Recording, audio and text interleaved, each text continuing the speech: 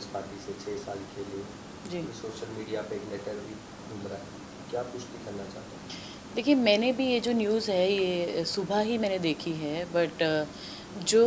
हकीकत बात है वो ये है कि मेरी अभी अर्चना से बात हुई है कुछ टाइम पहले।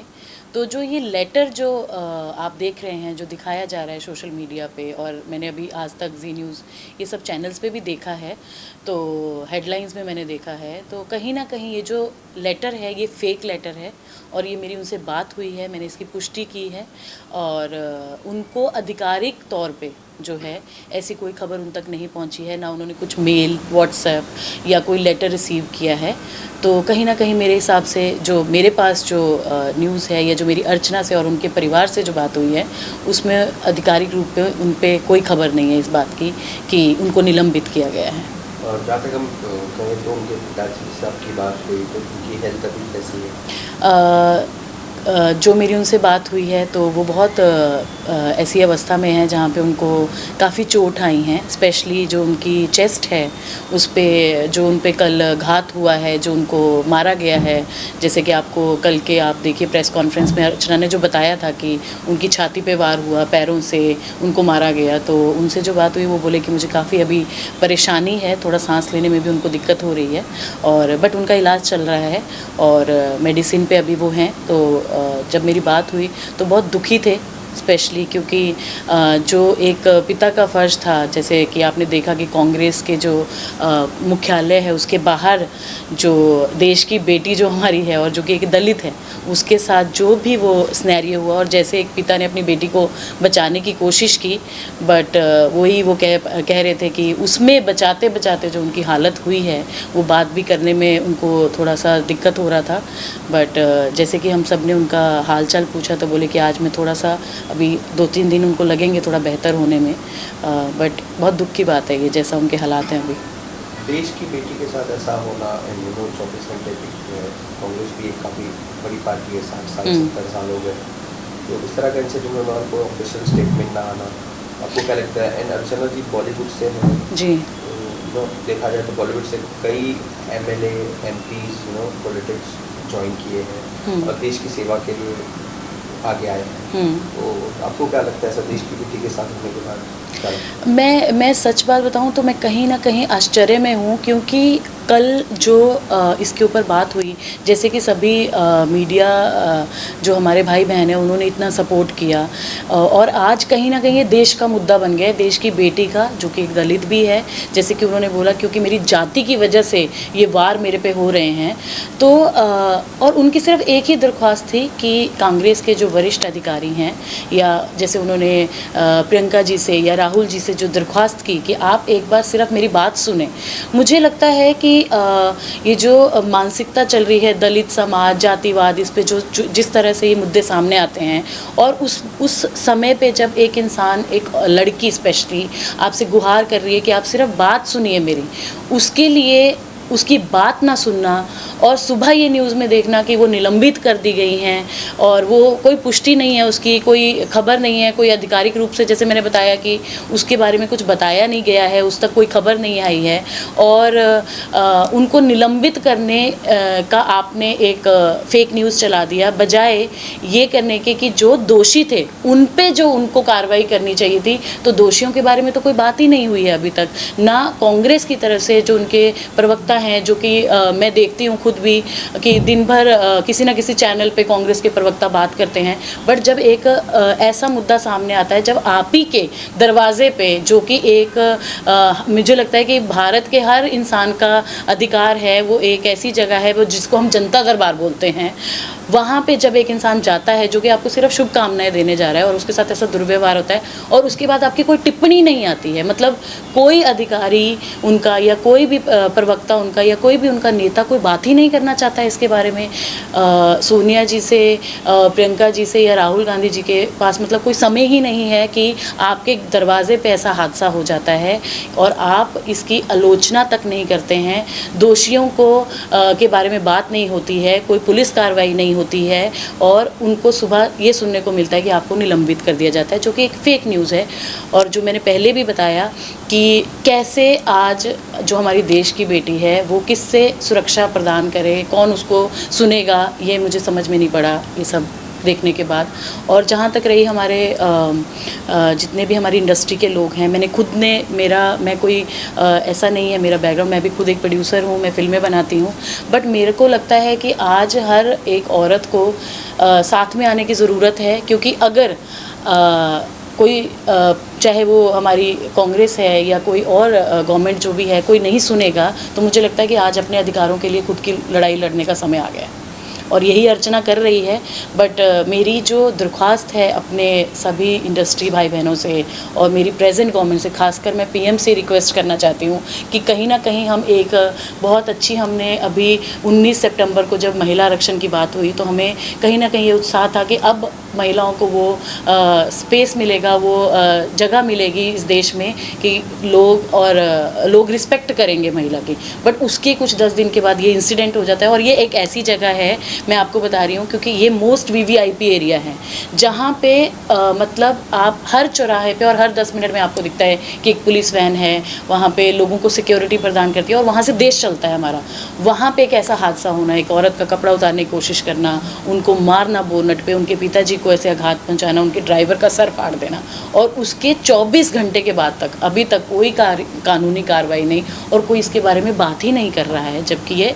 आप सब जानते हैं कि आज ये एक बहुत बड़ा मुद्दा बन चुका है। जब एक औरत सड़क पे मरी हुई पाई जाती है तभी आप उसको क्यों वायरल करते हैं या उसके ऊपर वीडियोस बनाते हैं, जब एक जीती जाती लड़की जो कि एक दलित समाज से आती है और कहीं ना कहीं वो आज हमारे देश की एक ऐसा चेहरा है कि हर कोई उनको जानता है, उनके बारे में सुनता है। तो मुझे लगता है कि जब ऐसा इंसान उठ के सामने आ रहा है, वो अपना दर्द बता रहा है कि देखिए शरेआम मेरे साथ ऐसा हुआ है बीच रोड में, तो आज इस बारे में बात क्यों नहीं हो रही है? अभी सही समय है इस पे बात करने का और उनको मदद पहुंचाने का। जी सानी जी, जो पूरा इंसिडेंट था ये पूरा ऑन रिकॉर्ड था जी। और रोड पे घटना घटी, तो दिल्ली पुलिस से क्या अर्चना गौतम जी को कांटेक्ट किया गया दिल्ली पुलिस से, या कोई, क्योंकि पब्लिक फिगर है और उनके साथ ऐसी घटना होना, पूरे सोशल मीडिया पे है, तो क्या दिल्ली पुलिस ने इन्हें कॉल किया या कुछ? देखिए अभी जब ये हादसा हुआ था तो कुछ अराउंड 9:30-10 o'clock मेरी उस दिन बात हुई थी अर्चना से। पहली बात तो वो इतनी घबराई हुई थी क्योंकि आप जिस जगह पे आप थे खड़े हुए वहाँ आप ये नहीं सोचते हो कि आपके साथ कोई ऐसा हादसा हो जाएगा कि आपके ऊपर इतनी महिलाएं। और सबसे बड़ी इसमें जो अशोभनीय बात है वो ये है कि वहाँ पे मर्द तो थे ही थे, जो मैं वीडियोस देख रही हूँ उसमें औरतें भी उनके ऊपर अटैक कर रही हैं, मर्द भी। तो कहाँ सुरक्षा का है? मतलब एक औरत भी औरत के साथ नहीं खड़ी है, तो कहीं ना कहीं बहुत शर्मनाक चीज़ है जो हुई है। और दूसरी बात, जब वो वहाँ से निकली है तो उनका कहना ये था कि मेरे कान में किसी ने मुझे विस्पर किया कि तुम यहाँ से निकलो, नहीं तो हमने और भी भीड़ कर रखी है, जो नहीं तो लेके अपने पिताजी को निकलो। तो उनके पिताजी ने भी ये बात सुनी और उन लोगों ने एक दूसरे को कैसे कैसे संभाल के वो लोग किसी जगह पे, ऐसी जगह पहुँचे जहाँ पे उन्होंने थोड़ा सा प्रिकॉशन लिया अपने लिए। बट दिल्ली पुलिस की तरफ से या अभी जैसे वो बॉम्बे में रहती हैं तो अभी ऐसी कोई बातचीत उनकी नहीं हुई है, क्योंकि वो इतनी घबराई हुई और वो परिवार इतना सहमा हुआ है कि उनको कहीं ना कहीं डर है अंदर से कि जो लोग शरेआम उस जगह पे हम पे अटैक कर सकते हैं तो आज तो कहीं पे भी, क्योंकि वो ऑब्वियसली काम से हम सब महिलाएं ट्रैवल करती हैं, तो अब उनको ये भी डर है कि कहीं ना कहीं मेरे पे कोई और अटैक का प्लान ना हो। तो मैं तो यही चाहूँगी कि, और मैं खुद भी अब उनको जैसे मैंने अभी उनसे बात की कि कहीं ना कहीं हमको कानून का सहारा लेना चाहिए, क्योंकि जो हम वेट कर रहे थे कि हमारे साथ कांग्रेस के अधिकारी बात करेंगे या उनके नेता बात करेंगे, तो वो तो अभी तक नहीं आया। और जो सुबह से निलंबन की न्यूज़ है वो तो आप सभी सुन ही रहे हैं। तो मैंने भी और हमारे जितने भी फ्रेंड्स हैं, हम सब ने यही डिसाइड किया है कि हम लोग उसके लिए खड़े होंगे और हम कोशिश ये करेंगे कि हम अब कानूनी सहायता लें। हम जल्द से जल्द लॉयर को भी मिलेंगे और हम पुलिस में भी इसकी कार्रवाई के लिए वो है रिक्वेस्ट करेंगे अब जाके कि आप इसके बारे में देखें। और दिल्ली पुलिस से खासकर मेरी दरख्वास्त है, मैं खुद दिल्ली से आती हूँ और मेरी भी एक बेटी है, मेरा परिवार है। मैं चाहती हूँ कि आने वाले समय के लिए जहाँ से हम आते हैं वो जगह के बारे में ऐसी बात होना कि अभी तक कोई सुरक्षा उनको प्रदान नहीं की गई है। मैं चाहती हूँ दिल्ली पुलिस को भी कि इसके बारे में आप कार्रवाई करें और मैं भी उनसे संपर्क करने की कोशिश करूँगी कि जो दुर्घटना वहाँ हुई है इसके बारे में वो तहकीकात करें और पता करें कि इसके पीछे जो ये पूरा गुट बनाया गया था, जैसे कि उन्होंने ठाकुर संदीप सिंह की बात की है कि उनकी वजह से ये सब घटना हुई है। तो मैं चाहती हूँ कि जिस दोषी के बारे में बात की जा रही है ऑन कैमरा, वो आके नाम भी बता रही हैं, तो कहीं ना कहीं इसके बारे में कार्रवाई हो और उनको जो है मिले, जो कानूनी व्यवस्था से उनको इंसाफ मिलना चाहिए। जिस तरह से उनकी मम्मी से, अर्चना गौतम की मम्मी से, डैडी से आप लगातार संपर्क में, जी जी, तो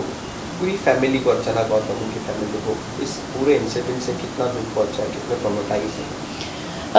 देखिए, दुख तो इतना पहुंचा है कि मैं आपको कहती हूँ कि पिछले 2 दिन से वो लड़की लगातार रो रही है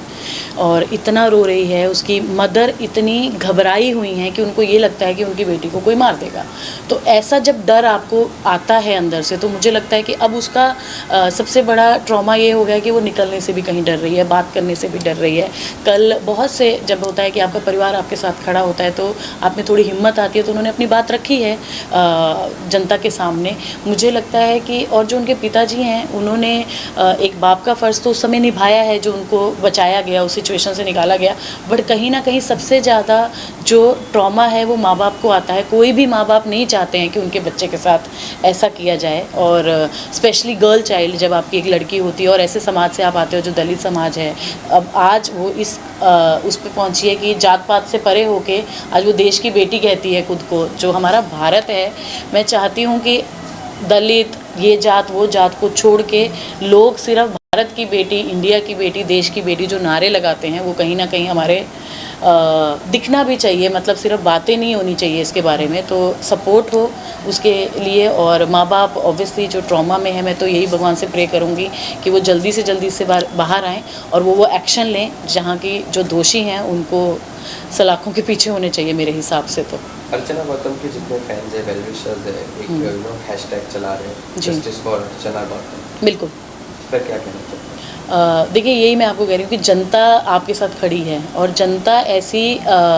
आवाज़ जनता जब उठाती है तो कहीं ना कहीं आपको इंसाफ की तरफ लेके जाती है। मैं उसके सभी फैंस को थैंक्स करना चाहूँगी। जो अभी जिन लोगों तक ये खबर आ रही है, मैं उनको भी चाहूँगी कि वो हमें सपोर्ट करें। Obviously justice for Archana is very very important, और इससे बहुत सी हमारी देश की बेटियों को ये आने वाले समय में ये मिलता है जोश कि नहीं, कभी गलत होता है तो हमें खड़े रहना चाहिए, हमें आवाज़ उठानी चाहिए इस बारे में और छुप के नहीं बैठना चाहिए। तो ये उनके फैंस जो हैं, उनका मैं शुक्रिया अदा करना चाहूँगी, और मैं चाहूँगी जब तक हम ये लड़ाई लड़ रहे हैं, आप सब हमारे साथ बने रहिए। Thank you.